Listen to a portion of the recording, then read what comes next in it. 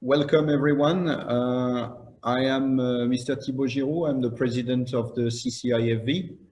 I would like to thank our speaker today, who will be introduced later on, for being here today and sharing with us the new normal for Vietnam after COVID-19, challenges and opportunities. So thank you for both of you. We unfortunately had a last minute cancellation from UNIDO, so you will be the two speakers. We can see already the appreciation from the number of participants. We have about 120 people that register for that webinar. It's a great success and beginning of that. Webinar is also a good way to connect people. We can see Bruce, you're in Singapore. CCIFV office is in Ho Chi Minh. Our other office in Hanoi with Sophie is also connected. This is great to see that everyone is on board with the facilities of the two-day technology. So thanks for everyone coming to this webinar and joining us. Hope that you will enjoy and find useful information. There will be a time for Q&A at the end, and I let Adam introduce more about what's going to happen tonight. Thanks to everyone. Thank you. Thank you very much, President, for this quick introduction. I will just have a few words. You see here my presentation with my screen. I would like to start with a quick context introduction. As you may know, last Saturday in Hanoi, the Office of the Government and the Ministry of Planning and Investment organized a conference between the Prime Minister and the businesses with the topic "Working Together, Overcoming Challenges, Seizing Opportunities, and Recovering the Economy." So the French Chamber and our business community was represented by Mr. Nicolas Audier, who is chairman of the Eurocham, but also board member of the French Chamber of Commerce and Industry in Vietnam. We are glad that our voices and actions are listened to because they are crucial for the business to get back to normal. As our president say, it's quite interesting to question what is normal. We say everything has to get back to normal, the situation is coming back to normal, but we thought it might be good to address this question to our experts today. What is the normal? Is there maybe a new normal here in Vietnam? This is a question we're going to have today. What are the expectations after the pandemic? Knowing that, of course, Vietnam has a strong capacity to recover. We are now here in Vietnam after lockdown. We are, of course, in France after lockdown, and it's time to rethink the way companies might have been working. And we are really grateful to have today these two experts from our members company to have joined us. As our president said, we have the regret to inform that Mr. Beranek was unable to take part of the presentation. And as we said, we're sure that it's going to be the occasion to organize a new presentation in the next weeks about this topic. I will introduce, of course, our two experts in a minute. But before, let me just share a few things about what is CCIFV. If you might follow this screen, of course, promote, support, connect with around 300 members. As I said, part of the Eurocham community members with 1,000 members here in Vietnam. As you may know, the French Chamber of Commerce and Industry are part of a worldwide network with 124 chambers in 93 countries and a very dynamic network in the region. As I said, 35,000 members worldwide. You might know our newsletter subscribers. Working station, numerous and diverse events every year. Of course, we had to adapt these kind of events during this tough situation and crisis. Then our services, very short presentation, the business consultancy, the administrative support, the sectoral committees that are on the way to revive, the communication and advertising, the events, the CSR advice, the business center, the recruitment, the training. So it's a whole approach to help and to develop the business between the French and the Vietnamese communities. Few actions. It's quite interesting to have a look at how we try to adapt and address the questions of our members and the requests of our members. We had a survey dedicated to companies in order to support our approach, of course, with the Vietnamese authorities, as I said, also through our partner Eurocham. I would like also to thank Delteil Research for the help and the support on this survey. A news feed dedicated to COVID-19. It's in French language, but it's quite rich to follow on our website and social networks, social medias. A new support our business community to increase the visibility of our members' products. Do not hesitate also to have your services more visible through our communication. Something that is also developed in the region with other French Chamber of Commerce, the collaborative platform. It's just a platform that we created on our website, and it's really for everyone to use. It's not only members, it's everyone can use this platform and say, okay, this is what I offer, or this is what I need. It's just a platform that could help people to work and cooperate during this complicated situation and after the crisis. Of course, the training, and now we are about the free webinars.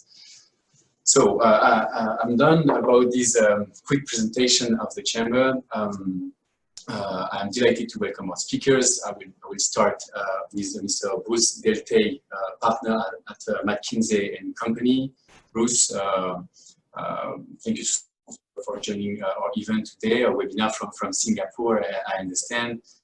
You will share insights maybe on the economic implications of COVID-19 and how it will impact Vietnam's path to recovery. I will give you maybe 1 or 2 minutes to present yourself, because I think you would do it maybe a bit better than myself, and to give you insights about yourself and McKinsey Company. Thank you, Bruce. Okay, you want me to do it right now or just before the presentation? Yes, because then I will introduce very quickly Mr. Rousselet. Okay, okay. Well, thanks very much for having me and having us. I think it's a great opportunity. So my name is Bruce Delteil. I'm actually based in Hanoi. Been in Hanoi. I'm working on a number of projects for the past 3 years, but actually living there for the past year. Unfortunately, I'm actually taking this from Singapore today, and I need to find ways to make my way back to Vietnam soon. I'm more specifically focusing on the banking sector myself. And then I'm sure as part of this discussion, we'll see that it will have a major impact on the ability for Vietnam to bounce back. I've been in Southeast Asia for 25 years, spent half of the first 20 years between Indonesia and Singapore, and then after that traveling around and primarily doing projects in Vietnam. I focus on strategy and transformation consulting, and over the past few years, a lot more on innovation and digital. And again, we'll see that's something that's going to play a key role as we are trying to emerge from this crisis. As for McKinsey Company, so we were a global consultancy, and then we were a firm that has been evolving a lot from being known as primarily a strategy consulting firm. But we have expanded the way we actually have impact and support our clients through programs and design on transformation, on operations, but also now on digital technology and implementation. Very clear. Thank you, Bruce, for this insight and introduction. Let me now please introduce Mr. Olivier Rousselet, country head of BNP Paribas. Olivier, thank you so much for being here today in Ho Chi Minh City, in our office. Olivier will share BNP's, of course, analysis and on the impact of the crisis on various sectors. I understand the measures also taken and recommendations maybe from the central bank, and the way that you see our companies, our community could see new perspectives after the crisis. Maybe again, I will give you 1 or 2 minutes to give some insights on yourself and on BNP Paribas. Thank you, Adam. Very pleased to be with you this afternoon. I hope soon we'll be able to meet face to face. It is true that I'm very new in Vietnam. I joined Vietnam on the 30th of December. Okay, so just when the COVID-19 started to emerge in Wuhan, officially at least, I was transferred from Taiwan, where I spent the past 12 years for BNP Paribas. And prior to that, I was in China and Hong Kong for another 12 years. Also for BNP Paribas, where I spent 32 years. I'm of course delighted to be here. Adam, you mentioned that I'm an expert. No, I'm not an expert at all on Vietnam, as you can imagine, but I'm a banker for a long time, and I will try to give my insights on how I see things in Vietnam. So again, thank you very much for inviting me. Well, I don't need to introduce BNP Paribas. We are real bank. So, yes. I think that's easy. That's Great. the easy part. Thank you very much. Now I will go maybe and ask Bruce and McKinsey to take the lead with the presentation. I will give you the floor, and I will stop my presentation right now so you can have the follow-up, and I'll give you the floor for the first presentation with McKinsey. Thank you so much.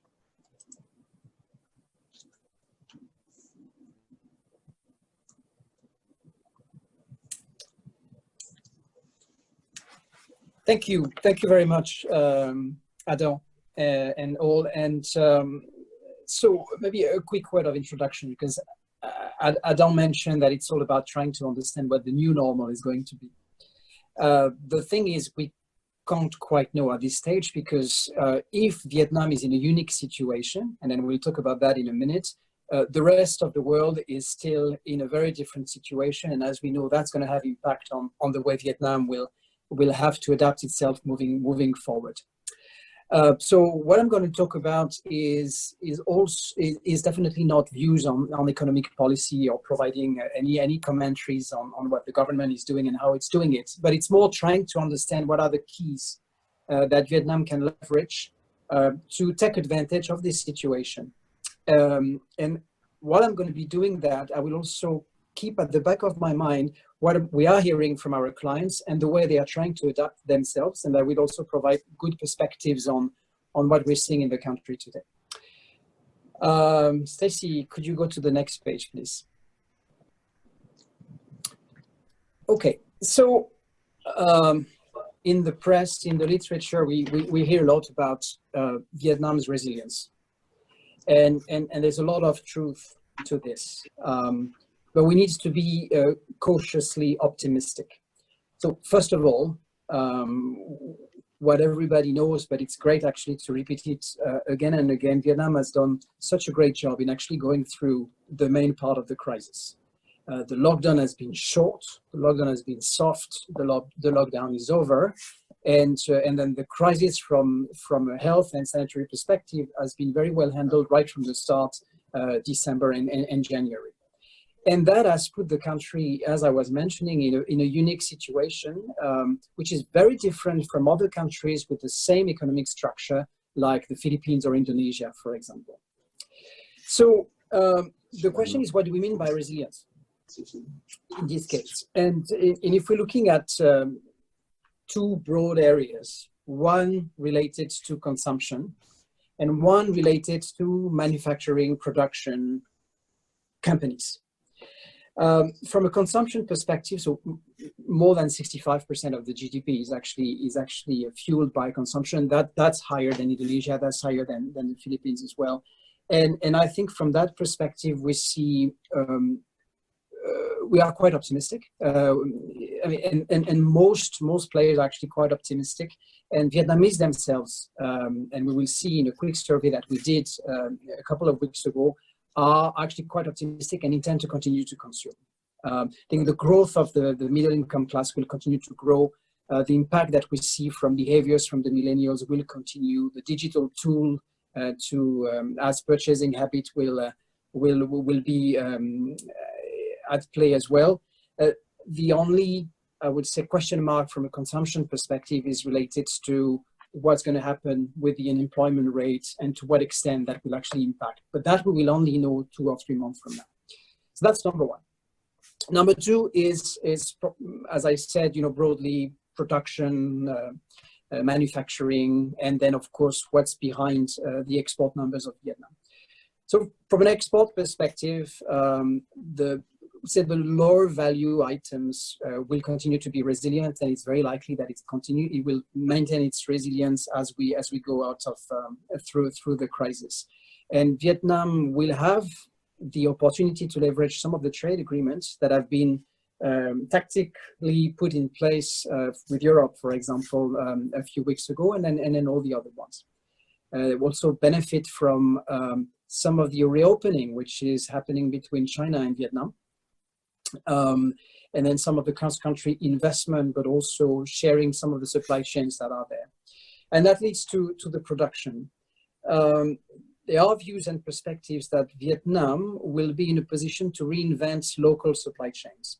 And that's leveraging its fabric of SMEs and small businesses, which means being in a situation to substitute some of the other goods or processes or services from outside and leverage what we have from inside. SME brings this, additional FDI and government spending could actually bring this as well. From an investment perspective, we start seeing some shift. I mean, before the crisis, we were seeing shifts from China to Vietnam, and it's also a trend that could be perhaps not amplified, but will continue as we go through the crisis. Then the last point I wanted to make on this page more specifically is the new normal is always about leveraging your assets and accelerating changes. And then we see that happening through all the crises that we've witnessed over the past 20, 30 years and even before that. And if we consider that there have been, and we all know there have been some challenges in Vietnam related to, for example, efficiency of the large SOEs, leapfrogging to manufacturing 4.0, bureaucracy, ability to make decisions faster. This is also something which it can be improved and accelerated over the next few years. And if Vietnam cracks this formula around maintaining consumption and shifting some of its manufacturing and operating paradigm, plus improving its competitiveness position, then we will be in a good place. And that's where the uncertainty is, because this is, again, impacted what's happening outside, but it's also impacted in the way players will actually take advantage of the situation. So we'll talk about that in a sec. Now, if we look at very quickly, I would say, Stacy, at the next page. So this page is actually already a bit dated, but we don't have all the Q2 numbers, but it shows in a nutshell what has been happening to key sectors, right?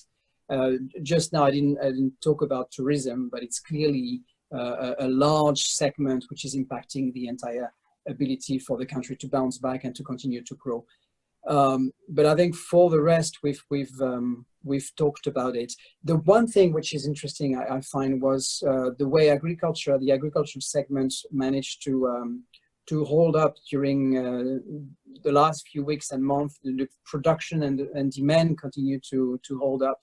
And then there were very tactical rescue campaigns that happened with products that were supposed to be exported and that could be redistributed as part of the country. I think the points on demand, on what's happening from tourism perspective and manufacturing, we've covered that in the previous page. So if we go to the next page, then And I think these will change, by the way, because the more we know, and then the more all the global institutions will be adjusting their views and perspectives. But ADB seems to have a slightly different view. But overall, I think now we will get into a zone where the GDP for 2020 will probably lose 4 to 5 points. That's something that we seem to be that people seem to be aligned on. However, 2021 is a bouncing back year. Maybe what we see from some of those institutions are actually a little optimistic, because we can see that not only we bounce back, but we actually go beyond what we experienced in 2019, which was a very robust year. But the bouncing back will happen in 2020, or should happen, based on what we said earlier. And from that perspective, I think the government is actually tackling all the right areas, from getting the private investment right, continuing to attract foreign direct investment, and I'm sure we'll talk about that in a minute, driving exports, and making sure that the domestic consumption doesn't flatten or doesn't decline as we move forward. If we go to the next page, we took the pulse of consumers in Vietnam, I think it was a couple of weeks ago, mid-April actually. And then the key questions that we did as part of this survey was trying to understand, first of all, if they were still consuming and spending. Number two, what they were deferring for after the crisis. And then number three, which was as important, is the confidence that they had in the country moving forward. It's less true now, but for about 2 weeks, Vietnam was actually the most optimistic country. And that had something to do with the trust that they had in the way things had been handled since December. But also, I think the vibrant middle class that we were talking about, and the fact that things are there to be resumed. So, of course, they are concerned about certain restrictions, such as traveling. When we did that survey, we didn't hear too much about deep concerns on the ability to face all the debts and repayment loads that would happen after the crisis, which is why maybe now if we were to take the pulse, it would be slightly different. The big thing that we heard everywhere is, and since we're talking about the new normal, is the shift to digital. Shift to digital across a number of things. 40 years old that were not necessarily using digital, using it now, and then buying things online. From a banking perspective, a massive level of transactions actually shifting to digital, and we believe that this is here to stay. So that's going to be something which is going to be structural and inherent to the way consumers behave moving forward. So if we go to the next page, this is a bit of a framework that we've put in place, and that we go through with our clients, right? So if you see the left-hand side of this page, it was all about firefighting, and then try to find solutions to make sure that cash was preserved, that of course health of organizations and the people were preserved. Then tried to exhibit some resilience, all the way to reimagining and returning and developing new patterns and new models to get to the new normal. And what's interesting is when we go through this page, in other countries, we are still having discussions related to resolve and resilience. And then, slowly our clients and also countries put in place teams to start looking at reimagination and reform. Where in Vietnam, a lot of the discussion were actually taking place almost right away after a couple of weeks through the lockdown into reimagination. And that's also what brings a bit of optimism to what we are seeing here. So what does that mean? And I'll finish very briefly on the next page, which is a bit of an illustration of that. Is we are seeing most of our clients and most of our Vietnam companies, small or big, focusing on return, reimagination, and reform, which means that they are already transforming themselves. and to a certain extent, some of the challenges that you see at the bottom of this page related to keeping in touch with customers, managing cash closely, ensuring business continuity is something that has been broadly covered. And now it's all about actually redefining strategies, redefining target customer segments, products, and the way they're going to be delivered in order to take advantage of the new normal. That was, in a nutshell, our reviews. Thank you.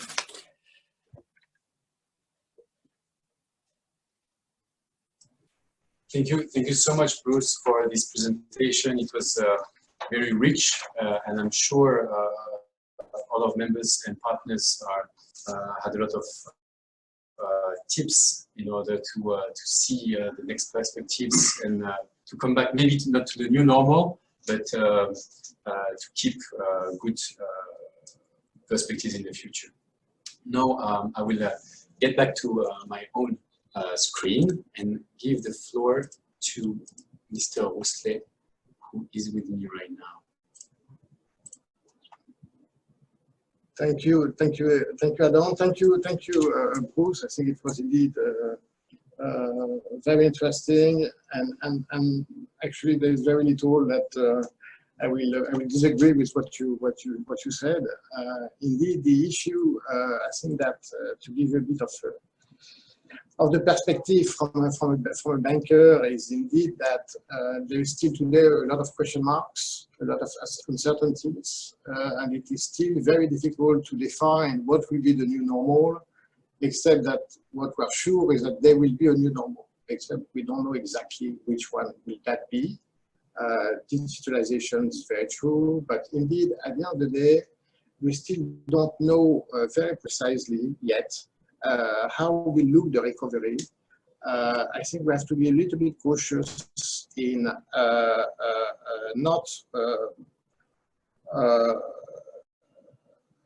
being a little bit cautious about how resilient Vietnam has been so far, indeed, and how they managed the pandemic so far, which indeed is quite remarkable. But I don't think we should forget neither that in Hong Kong there has been it has been 21 days where there has not been any single local transmission of the virus. Okay. Situation has already been fixed pretty much in Korea, but despite that, we see that there is a new cluster coming in Seoul. Even in China, one can always argue about their numbers, but the reality is that they have managed the pandemic extremely well. But still, again, there has been a cluster in the north of China a month ago, coming probably from Russia. So actually, all that is still very fragile. And we are in a context where indeed we can reasonably be relaxed on how they manage this pandemic in the country. However, it's still a big question mark on how they are going to reopen their border, how international travel will resume, how visitors and when visitors will be able, businessmen and tourists, which is so important for the country, will be able to come back, if ever that will happen, okay, in the way that we used to see it before the crisis. So I think that there is still a lot of uncertainties, and we have to be a little bit careful about whatever we say today, because I don't think anyone has a very clear answer on predicting the future. I will go through two very simple topics. One which is more a macro view, but again from a banker's perspective, so what type of risks we are seeing affected directly by COVID-19. And then I will go spend a little bit more time, which is probably something more important for the audience, about the State Bank of Vietnam, the central bank scheme to support the domestic economy. Okay. Very briefly, this is very much a little bit the way we see it. This is a macro view. It doesn't concern Vietnam. It's very much global. We see three types of risks. We see risks linked to the link to the demand, which is collapsing, where basically clients, companies have no customers anymore. We see risks related to the supply chain, which is totally disrupted, or either the supply chain or the production sites have been put on hold or stopped for quite a while because of the pandemic. And of course, the bigger risk that a lot of companies are facing is it's a cash flow risk, sensitivity to liquidity, where there is no revenues, meaning no revenues, and how do you manage your costs in order to be able still to survive? And that's of course a very short-term risk, but for me the most important one. This is very briefly the type of sectors, the sectors for which we believe risks are at the highest, affected by one, two, or the three of these type of risks, as I mentioned. I'm not going to go through one by one. You see a very similarities actually between Asia and Europe or the US, save of a couple of those. Obviously, there are sectors which are deeply affected. You know them all. And those sectors, it is still very, very unclear on what will be the recovery, except that for many of those, like air transportation, for instance, you need government support in order for many of those companies operating in that sectors to survive. And bank support is not enough, obviously. You have different type of situations, of course, around all those sectors. You have the B2C, which is business to customers, which are the most affected. But you have also the automobile sector, which is obviously which is not suffering so much from a liquidity crunch, but it is suffering from both a lack of demand and supply. Due to the disruption of the supply chain and with production sites often put on hold or on stop. Some good news. There are sectors which are going through this pandemic reasonably well or less affected. Some actually either not affected at all. I mean, food and everything related to food and food retail is obviously less affected. Telecom operators are less affected, looking at what Bruce said on the digitalization that creates a business for telecom companies, and of course pharmaceutical companies obviously are less affected as well. Shipping is not so much affected. So when we talk about transportation, we talk mainly about air transportation, while shipping, apart from cruise, of course, is still also not affected so much, since obviously goods are still able to be carried from one country to the other for obvious reasons. So, you know, it's not all dramatic. You have a lot of diversity of situations. You have a lot of diversity of situation by sectors, you have a lot of diversity by countries, and you have a lot of diversity by type of company. So anything which is related to this slide doesn't mean that all companies in the given sector in Vietnam are doing okay, while those in the previous slide are not. Okay, so I think we have to be extremely careful. But this is typically the type of, the way we look at things on macro view from a bank like BNP Paribas. And obviously we have some credit committees, sector-specific credit committees to review certain sectors more particularly affected by the pandemic.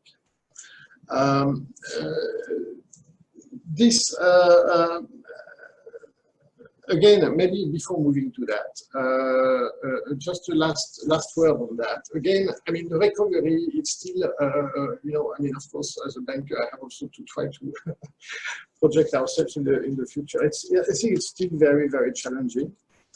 We are reasonably optimistic, meaning that the way we look at it as far as BNP Paribas is concerned is still, we believe there will be some kind of U-shaped recovery. We are not in a V shape, we are not in a W shape, we are in a U shape, but again, It varies country by countries. The size of the horizontal bar of the U is more or less large, depending on the country, depending on the situation, and it's more or less straight. And again, it's very difficult to know where we are. Obviously, Vietnam is already in this horizontal bar. How long it lasts, it's very difficult to say. What we believe is that anyway in Asia, things will start to get better in the fourth quarter of this year, while in Europe it's probably more like in the first half of next year. But again, Asia is big and situations are very different one country to the other. Would Vietnam get out of the wood before other countries? It's very possible. It's certain, it's quasi certain if you compare with countries like Indonesia or India, which are obviously more affected and for a longer time. It's not the case if you compare to China. I'm just talking about the direct impact of the pandemic on the recovery, where China is already recovering to some extent. But again, after that, the variable it's a moving target, and it's very difficult to have a very clear view. Vietnam is still very much export oriented. FDI, as Bruce mentioned, will significantly drop this year. How much, and at what speed will be the recovery of this foreign direct investment inflows? It's very difficult to know. As long as businessmen cannot travel to the country, as long as projects involving foreign ownership is hampered by the difficulty for people to travel, as long as companies do not feel that there is enough positive sentiment to look again at confirming certain investments which were in the pipe, projects will be delayed, project will be cancelled, and that's unfortunately the situation in which we are in. Again, I agree with what Bruce mentioned. I mean, it's not that I agree. I think the statistics, the GDP growth forecast for this year between 2.7 and 5% is what we see, which is actually not that bad. So this will be the U, okay? This will be the horizontal bar, and the 7% 2021 will be obviously the vertical bar of the second vertical bar of the U. This is indeed very, very possible to end up at 3 to 4% this year, which is actually, when you look at it, even from an Asian perspective, quite a remarkable achievement. Now, I will move on another topic, which is absolutely not related to what I just said, or very, very, from a very, very far-sighted view, is to give you a bit of an overview of the scheme put in place by the central bank, the State Bank of Vietnam, to support the local economy. I'm sure a lot of you have read or are already probably fully aware of the various policies, circulars, directives that the SBV has put in place, but I think it's good that I give you a bit of to refresh a bit the memories for some of you, and to give you a bit what's possible. Obviously, I mean, the government has announced quite a large fiscal stimulus package. I think that they are pretty much, as far as fiscal stimulus package, are pretty much in line with what the other countries are doing. They have been a little bit weak to support more aggressively by injecting equity or supporting from on an equity standpoint a number of sectors. We haven't seen them yet very active in supporting their national airline, for instance, even though there is a kind of so-called commitment to pledge 500 billion Vietnamese dollars, sorry, 500 million US dollars. Okay, this one is in US dollar to support Vietnam Airlines. Well, it remains to be seen. We have seen other countries in the region, like in Thailand, for instance, and in other countries, in China, of course, but in Thailand as well, with governments having already pledged a significant amount and are in the process of implementing this scheme. So there is a bit of twofold approach, whereby from a fiscal stimulus, meaning delaying, postponing various tax, VAT, income tax, or whatever tax, cancelling or postponing more often has been quite okay, but for the rest, it has still been a little bit shy, I would say, for the time being. At least as far as the concrete results based on the announcement are concerned. But again, I'm too new in Vietnam to comment on that. As far as the support to the local economy, as far as what we have seen as support to the local companies, the local economy from the banking sector, I would say this is one of the most well thought, if I may say, or most relevant, or the most aggressive plan that any banking regulator or central bank in the region have implemented so far. And it came quite at the early stage, and it has been so far pretty much used already by a large number of Vietnamese companies. I'll try to give you a little bit of numbers, even though it's always very challenging to find statistics. But I have found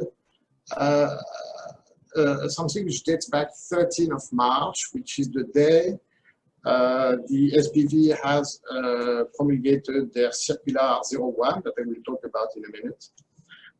On that day, there was an article from reporting the governor of the SBV mentioning that it is 11 point something% of the whole banking system of the loans in the banking system, which is affected by the pandemic, and there have been already 44,000 customers affected. So 44,000 customers affected, you have to be very careful because a customer is not necessarily a multinational company.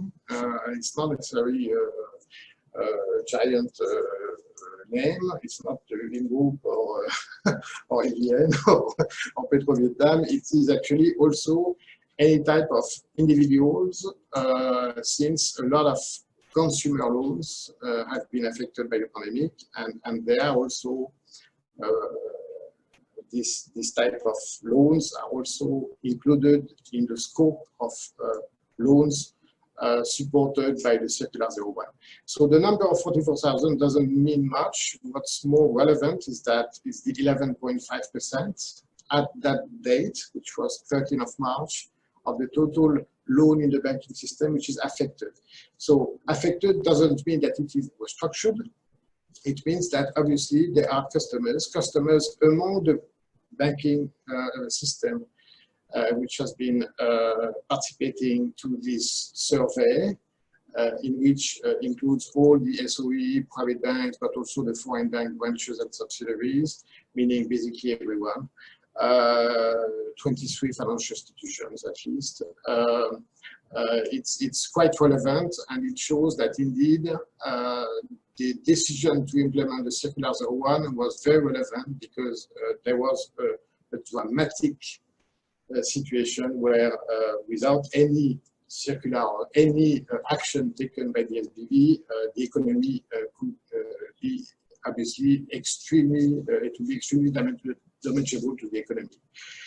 So the circular, I pass on the rates because this is something which is a little bit too technical, but obviously all central banks have cut rates in order also to support the economy, but I don't think it is relevant. Maybe I can just move to Circular 1. Circular 1 consists actually, I don't know if you can move for that one.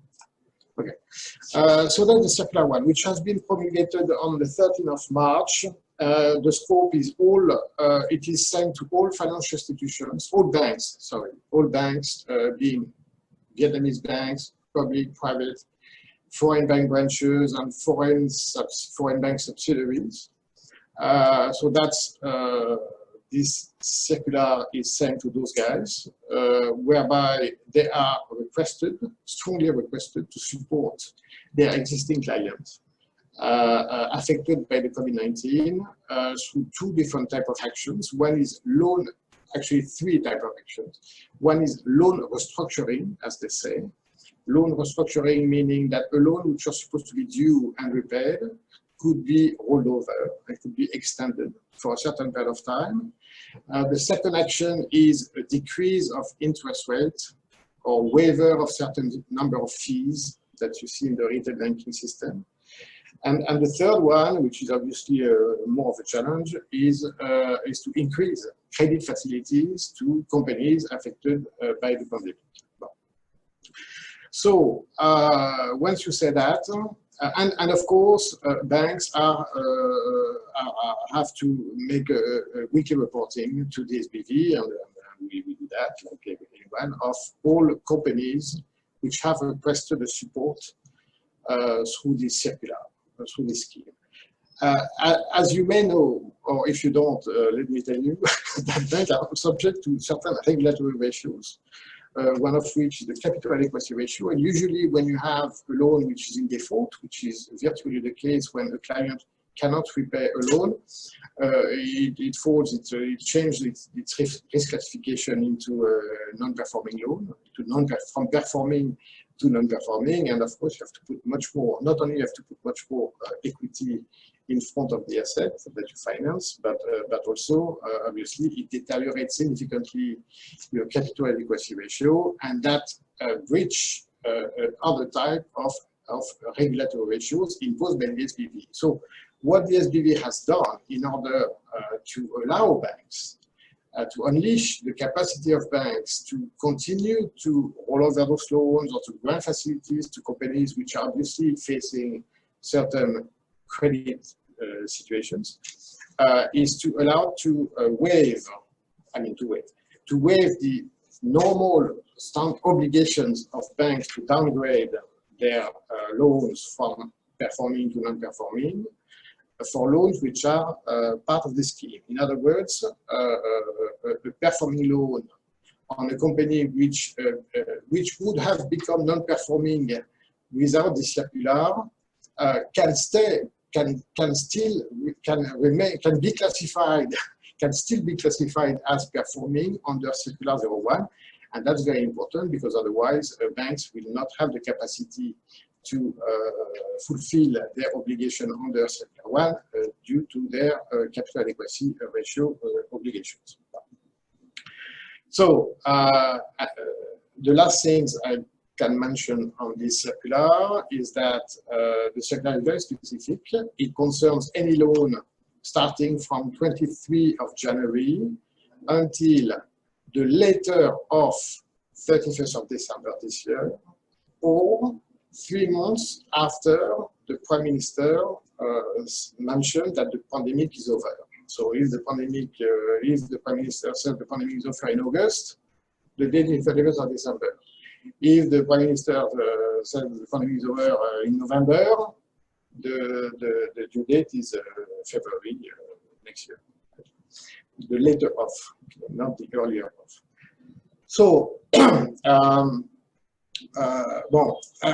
the clients, which are the clients, because of course, I mean, anyone could say, hey, I'm operating in the food business or in the pharmaceutical business. I'm making so much money, but I still want to benefit from the scheme. I still want a cheap loan since I can get a reduction of interest margin and I can get. So of course, it's left at the discretion of the bank. This is the bad news, right? So it's not the SBV giving instruction to the banking system to roll over, to cut pricing. No, it is still subject to each individual bank risk assessment, but there's a strong willingness There's a strong encouragement or strong incentive by removing certain regulatory blocks, as I mentioned, but also pushed by the SBV, who is monitoring that on a weekly basis. And there are frequent meetings organized by the SBV. I had the chance to participate to one of them, where you have the whole banks, including state-owned banks, who have to tell to the SPV governor, yes, I've done this loan, but you know it's difficult, it's difficult, it's difficult. So actually there is a strong push by the government to make sure that banks comply with the Circular 01. The sectors, as it was mentioned originally, affected, so just to come back to what I said, the sectors which were originally concerned by this Circular 01 are companies operating in those sectors are agriculture, forestry and fisheries, businesses with import and export activities, hospitality industry, of course, food and catering services, beverage, transportation, garments and textile, footwear, electronics, refrigeration, oil and gas, travel, education. Basically everything. Okay, so is the import-export, who is not importing, who is not exporting. So I think it's very difficult not to find any companies falling into these categories. So basically it's not precise enough, and it gives rise to a lot of discussions on who is actually eligible for that. I would say anyone. Okay. Now, Circular 01 has been was promulgated on 13th of March, but it has obviously been difficult to implement at the beginning. Banks were not very clear. It was effective immediately. Banks were still struggling on how to implement that. And it is true that it is complicated when it conflicts common credit sense. Okay, usually you don't decrease interest rates on clients where the credit profile becomes a challenge. You want to help your clients, but you don't decrease interest rate. It doesn't make sense. Right? It's usually remuneration and pricing is a function of the risk that you take. Right? This is a basic banking principle. Right. Thank you, Marcel. But so they were asking the opposite, which is very smart actually. But of course, it has proven to be challenging to implement during the first weeks.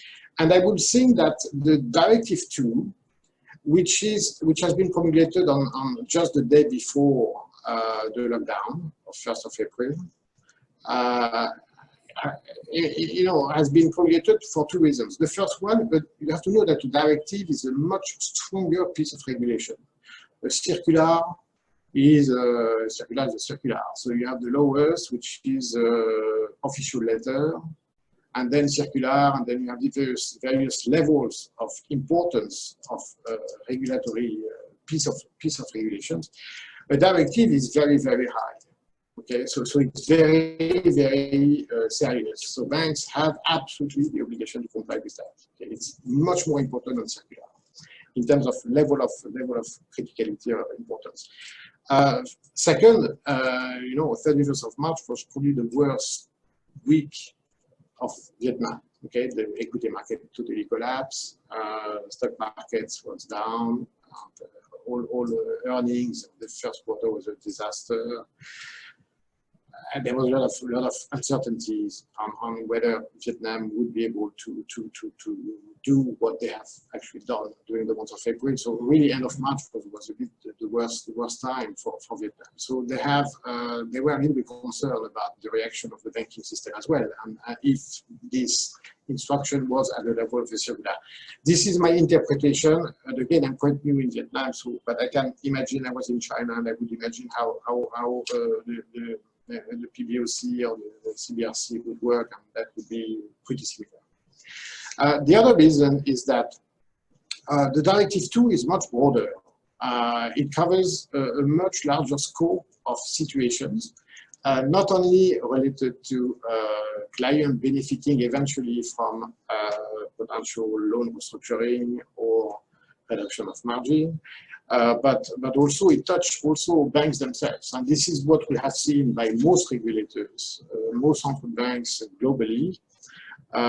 You may be happy to see, for instance, reducing salaries and bonuses. Okay, so banks will have to cut their bonus this year. Okay, well, that's nothing surprising, but I think it has to be put at the level of a directive to be implemented, especially from private banks. You know, I don't think anyone will go against that.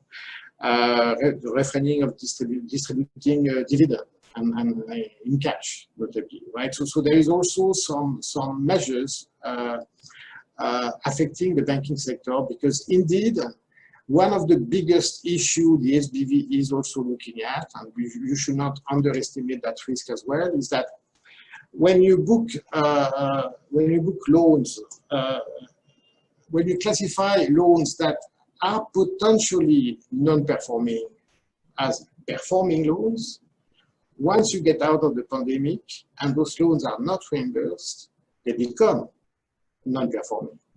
And if they become non-performing, this is obviously a big issue for the banking system, right? So I think that there should be one of the sectors which will be potentially highly impacted by the pandemic is the banking sector. Sorry to say, but this is a future. This is a future bomb in the banking system. If at the end of the day you end up with an NPL ratio in the banking system, which is way above the one that you see on the balance sheet today, because of this circular one, which allows a reporting of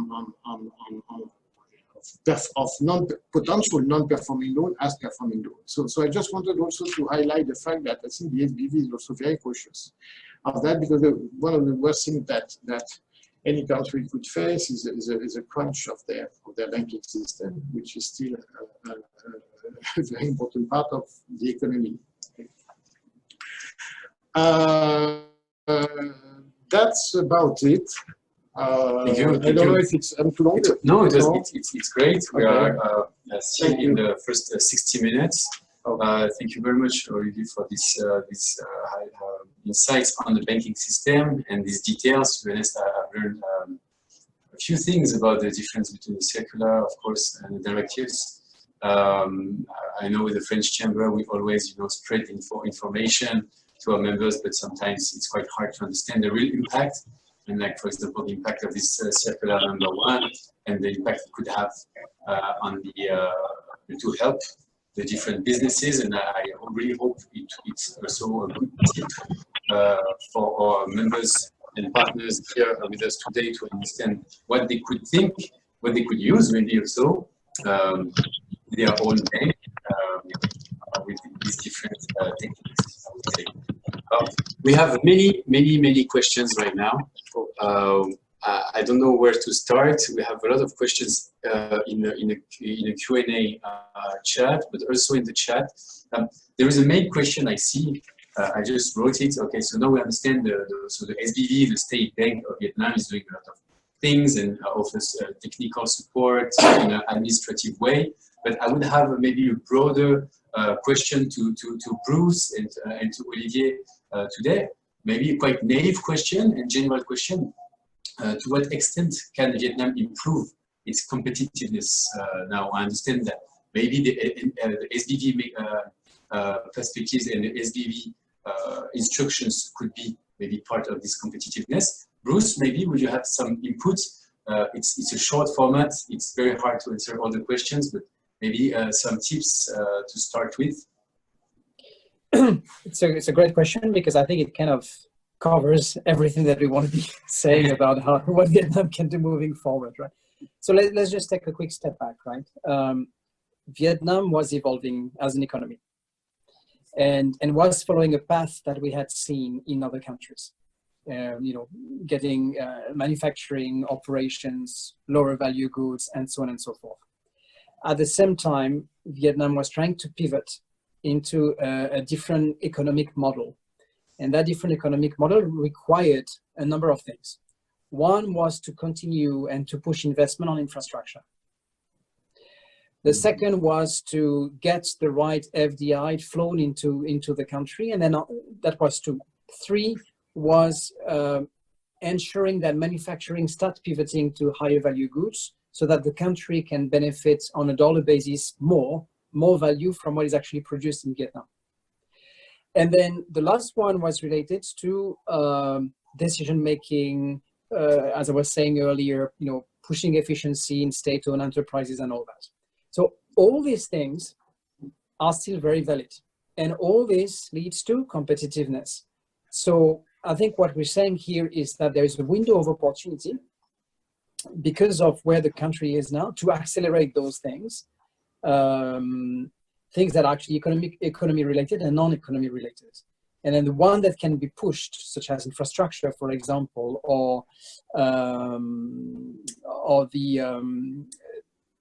the ease to do business in Vietnam, would definitely give the country some edge on competitiveness. And now is the time to do it, even faster than before. Thank you, Bruce. Maybe a reaction, Olivier? I fully agree. I just maybe can complement that I find personally, and this is what our economists in the region are saying, is that indeed Vietnam is pretty well positioned to get some relative benefits from once in this new normal. I will say that one of the reasons that Bruce mentioned even on this slide, and which is quite, which is getting more and more likely, is that the situation of China is still challenging, and obviously Vietnam should benefit from certain transfer of FDIs from China to Vietnam. I think this is still a country which should get the most out of FDI outflows from China. We do have some requests, actually. Yes, and that's good for the country. Okay, that's very good for the country. I think that the trade war, as we have seen, was a benefit, was a plus for Vietnam. Now the trade war is moving into something different, but it may still be the trade war. We'll see after November. Of course, it's still very fragile. But so far, it seems that this trade war under the Trump administration is here to stay for a while. Okay, so that's not going to ease anytime soon, and Vietnam could find a way to get some benefits out of that. Okay, so it's a very, very macro view, of course, that all these geopolitical things are always very complex and are very evolving. But which country would benefit the most? I think is certainly Vietnam, among Southeast Asian countries. Now. One of the issues is, of course, the hospitality sector, the tourism sector, which is a very, very big sector. It's a significant compound of the GDP. I know maybe not as important as Thailand, but still very, very important. And obviously, all that in the new normal, part of the new normal is how we make sure that tourism comes back. What kind of tourism? And I think Vietnam will have also to reinvent itself, right? Domestic tourism. We'll see, but indeed, I think it's full of question mark. But this one is a big one. Things are how indeed Koreans, Chinese, Taiwanese, Japanese will remain, obviously, but obviously the European traditional tourism is more at risk. Basically. Thank you very much. I have another question, maybe more to McKinsey. I would say about the consumer behaviors following your presentation. What should be the priority for companies to navigate the new normal of consumer behaviors? Again, hard to answer in a few minutes. So there's been a shift in behaviors. The one that we mention all the time, because it's actually massive, is the pivot to digital. For example, in banking, and I think there was another question earlier, is the fact that the use, for example, of digital banking has grown by 70%, and that leads to stickiness. And you can imagine the input that it will have for banks to redefine their network, optimize it, change it. So that is something that we see in across sectors. It's true for e-commerce. It's true for food. it's true for banking. So that's number one. Number two, it's going to be interesting to see if some of the behaviors will continue to stick. For example, and I was actually reading something that our colleagues from the consumer practice did. We've got middle-aged men doing grocery shopping. We've got the current young generation cooking for the first time. We've got middle-aged population that actually were not using e-commerce that have started to do this. So that is definitely leading to a new shift, which has no reason to go back to where it was. And therefore, across sectors, it means that companies will need to adapt to the delivery, so delivery channels, including redefinition of the physical outlets and their digital value proposition. Redefinition of their products, since products are now being used by different customer segments and they are being used differently. And also, I think number three is being even closer to the customers. And that's the point that we had on more local, smaller supply chain to be even closer to customers. The other three big things that we've seen over the past few weeks. Thank you. No, very true. Very true. I think there's one question. I see a question very related, actually, that I will ask about BNP maybe. Thank you for it. Do you observe that the banking system is reimagining itself? Not only banking system, yes, definitely. I mean, this we have been working from home for 3 months now, right? So we have been splitting, and it's not only banks, of course, it's the whole industry. So we have used a number of digital tools that we could not have dreamed of a year ago. And our CEO was saying, we had implemented in weeks' time the level of digitalization that we would not have dreamed to put in our 2024 plan, meaning that all that is going to stay. What's happening in BNP Paribas or in any global banks is also very true in Vietnamese banks. Actually, their level of digitalization is very, very high compared to many other Asian countries. And of course, that will be a change of way of working. It's not only the banking system, it's about also all the service industry, which will grab some benefit out of this service crisis. I think it's still a little bit early to say how much and to which extent, but indeed there is a number of industries which will move into the 21st century faster thanks to this pandemic.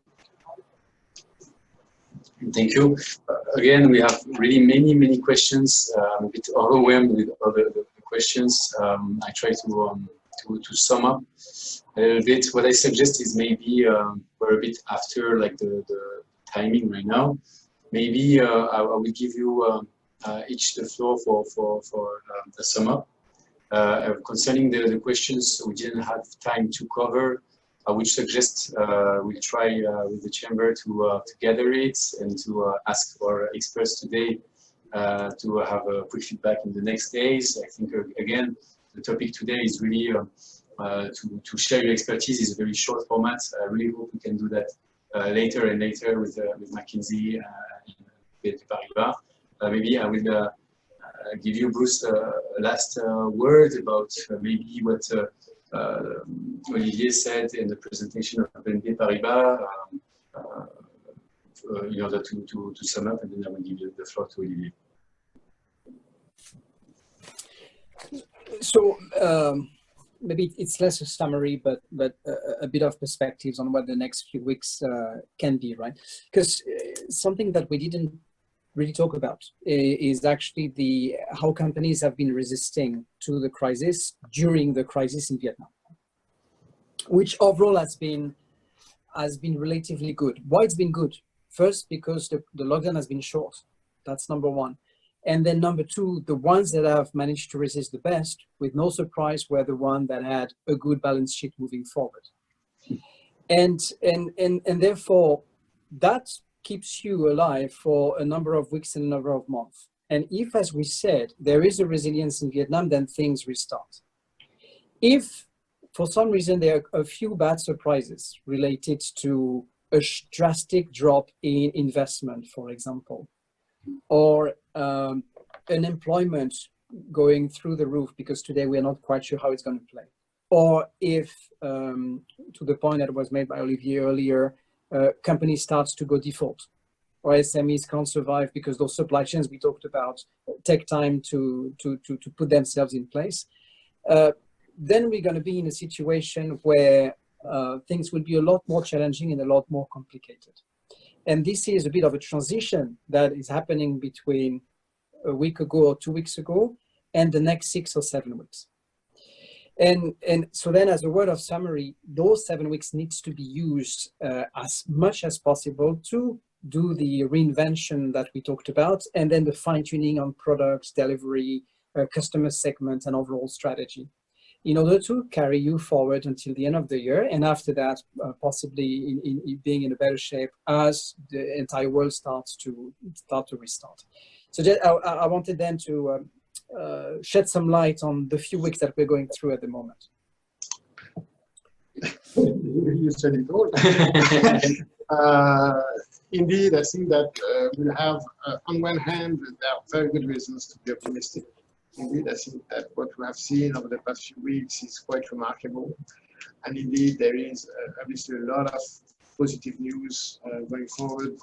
Things, starting back to quasi-normal, at least domestically. I mean, we see, traffic is as it was a month ago. Okay, so after having gone through, as you said, a very short but still 3 weeks lockdown. So indeed, there is a lot of positive signs which shows that things are coming back. But at the same time, all that is very fragile because indeed we are not immune against some ups and downs.